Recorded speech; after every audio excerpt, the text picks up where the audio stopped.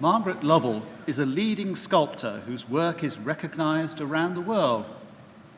Over a long career of inspired creativity, she's produced a portfolio of work to delight us all as we come across it in a wide range of public and private locations. Margaret was born in Bristol and has been based in and around that city for most of her life. Happy as a child, she became interested in art from a very tender age, and inspired by her art teacher at school, she determined to make her career as an artist. Her parents were less keen, preferring that she should seek a nice, safe job in a bank. Margaret persevered, however, and as soon as she started work, she spent many hours in part-time study to gain basic qualifications in art. Her determination was rewarded with a grant to study full-time at the West of England College of Art, where, guided by inspirational mentors, she realized that she worked best in 3 dimensions. Her very early work, Old Man with a Mandolin, carved in Bath stone, demonstrated her exceptional talent.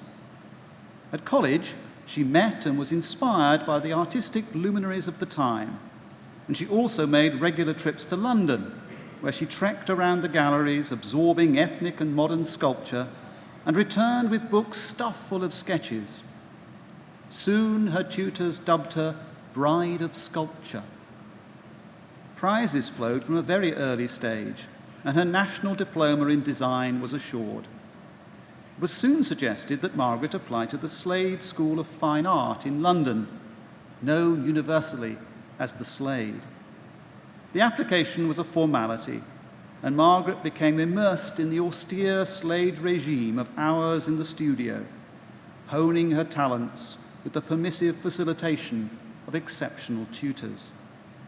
She began to acquire her full technical repertoire, working as a foundry as she learnt how to create castings in bronze, and she experimented with a variety of forms, including unique box forms that were highly regarded.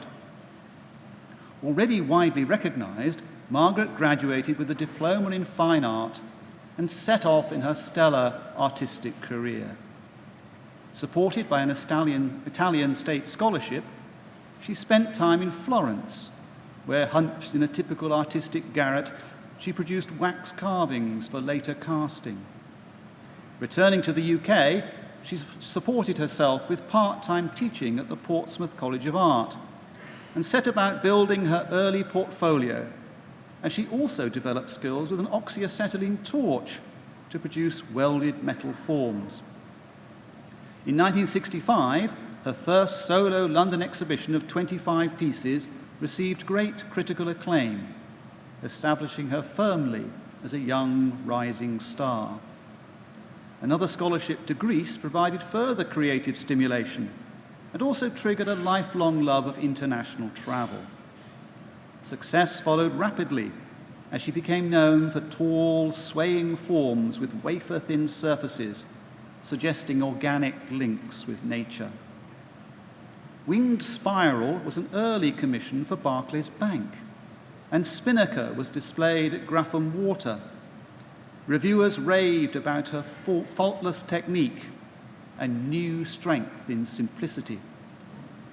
Soon able to make her living from commissions and gallery sales, Margaret returned to a rambling farmhouse near Bath and settled into a long period of exceptional artistic productivity.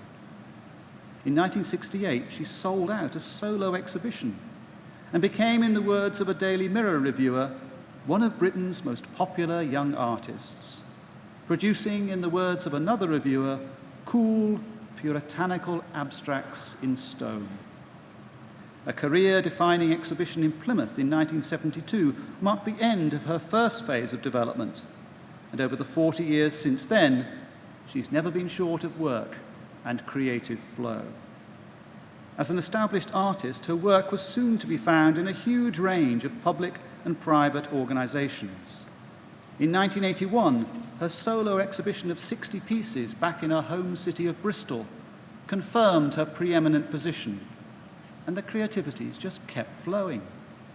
In the 1990s, she settled at Compton Dando between Bath and Bristol and spent the decade producing sculptures in relaxed rural surroundings. More recently, she's worked both in the UK and New Zealand and has now returned to her geographical roots, living very close to where she grew up, still as productive as ever. Deeply rooted in her love of the organic form, her sculptures suggest links to botanical phenomena, billowing or taut sails, and intertwined human figures or heads, projecting iconic subject matter through subtly shifting planes. It is difficult to better Margaret's own words to describe the artistic process. When I'm engaged in making sculpture, I'm in a beautiful oblivion of peace, but not consciously aware of what I'm doing or why. I just love doing it. There are many of us who would love to attain this wonderful state, but few of us achieve it. Margaret certainly has, and the world is undoubtedly a better place for the amazing creations that result. And as you've heard, there's an exhibition of some of her work in the university right now, if you want to see it for yourself. Mr. Vice-Chancellor, on the recommendation of Senate and Council, I present to you Margaret Lovell, that you may confer upon her the Honorary Degree of Doctor of Letters.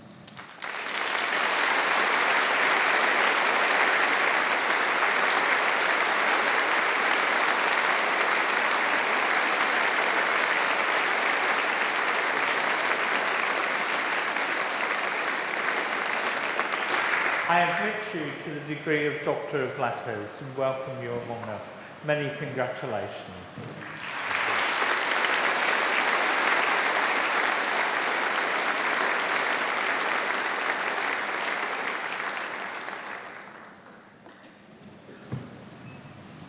Thank you, Professor Peterson.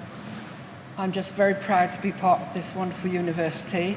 When I saw these beautiful young faces here on the thresholds of your career, I hope you'll be as happy doing your chosen line of work as I have been. And I'm just really proud to be part of the University of Leicester now. Thank you very much.